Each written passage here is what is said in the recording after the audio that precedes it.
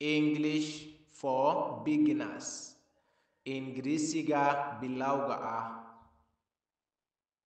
Good morning, children. Subax wanaagsan carruur. Good morning, children.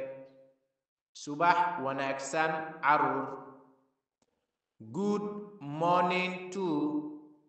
Subax wanaagsan oo la mid ah.